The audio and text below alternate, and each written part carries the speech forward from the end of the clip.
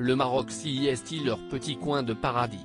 Très touché par le séisme dramatique vécu par le pays ce week-end et qui a occasionné des milliers de morts, Bernard-Henri Lévy a rendu un bel hommage à cet endroit qui compte pour lui.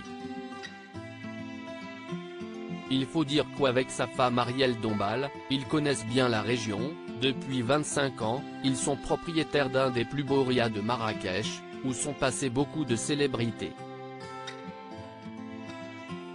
Un riad sublime, au passé fou, acquis par Bernard-Henri Lévy et sa femme Arielle Dombasle en 1998, le palais de la Zaya fait tout simplement partie des plus beaux lieux de Marrakech.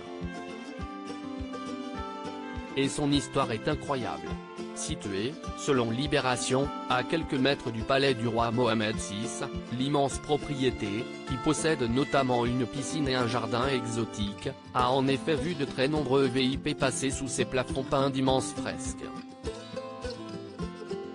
En effet, avant que le philosophe et l'actrice, qui sort son dernier film, Les secrets de la princesse de Cadignan, ce mercredi, ne l'achète à Alain Delon en 1998, pour la somme de 2 millions d'euros, ce petit paradis avait d'abord vu de belles histoires d'amour dont celle, légendaire, qui a uni l'acteur et Mireille Darc et qui s'était finalement terminée en 1983.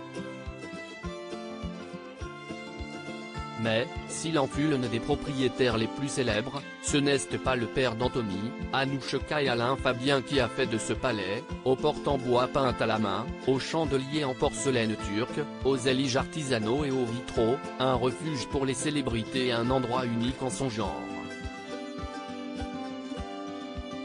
Un couple légendaire au Palais des Plaisirs en effet, au milieu des années 60, Paul Getty, un riche héritier américain épouse Talita Paul et le couple devient l'un des plus populaires de la jet-set mondiale. Ils achètent le palais de la Zaya, le fond décoré de fond en comble et lui donnent cette sublime décoration qu'il a toujours aujourd'hui. Mais à leur époque, celui-ci devient surtout le palais des plaisirs, addict à la drogue et aux fêtes enflammées. Tous les deux invitent chez eux le gratin dont Yves Saint Laurent et Pierre Berger ou Mick Jagger et sa petite amie de l'époque Marianne Faithfull. Des extravagances qui n'existent plus aujourd'hui, surtout que Bernard-Henri Lévy et Arielle Dombasle, ses propriétaires, ne s'y rendraient qu'une ou deux fois par an selon Le Parisien. Mais ces amoureux du Maroc, qui ont revendu en 2017 leur villa de Tanger, ne sont pas prêts d'abandonner ce sublime lieu qu'ils chérissent tant. Et qu'ils retrouveront très vite dès que le tourisme reprendra vraiment à Marrakech après le drame qui a touché les Marocains ce week-end.